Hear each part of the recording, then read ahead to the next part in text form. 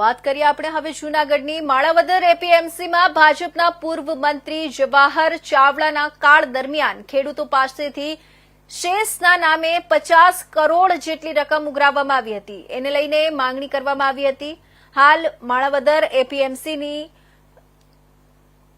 Loan APMC માળાવદરમાં ખંડેર હાલતમાં છે અને બેંકમાંથી લીધેલી લોનની રકમને લઈને અને માર્કેટ યાર્ડ કર્મચારીઓ છૂટા કરાયા છે.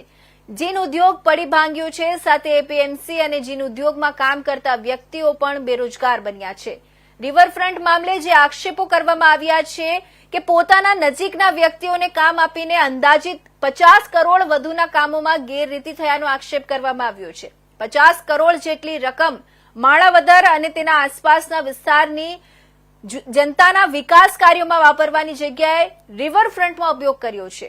આ માતબર રકમનો ઉપયોગ માળાવદર અને તેના આસપાસની જનતાના વિકાસ અને રોજગારીમાં ઉપયોગ ન કરતા નારાજગી જોવા મળી છે.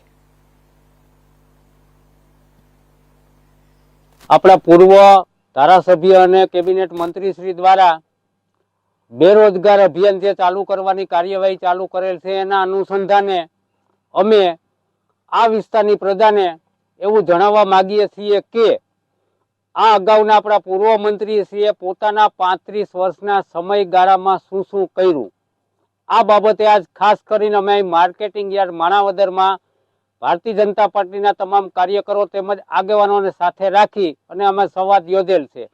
આ બાબતે હું જણાવું છું કે 1990 પહેલાનું માણાવદરનું માર્કેટિંગ યાર્ડ કાર્યરત થયું હતું.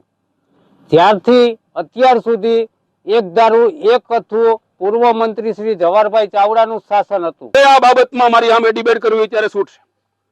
આ વાત ખોટી નથી, હાસી વાત છે. હાસી વાત એટલા માટે છે કે એટલા માતબર રકમ ઉઘરાવીને રોજગારીની વાતો કરે. મિત્રો, કોઈનું ભલું થવાનું નથી. અત્યાર સુધીમાં ઇતિહાસમાં ઘણા બધા નાટકો કર્યા છે, ઘણા બધા રાજકીય નાટકો કર્યા. એક જમાનાની અંદર પોતે જ્યારે ઓજત નદીનું પેટ, ભાદર નદી, ઓજત નદી, આ નદીનું પેટ, માનું પેટ, માના પેટમાંથી ખનન કરનારા લોકોને માફ કરશો ત્યારે બધી લીજમાં રેતી ભાગશે.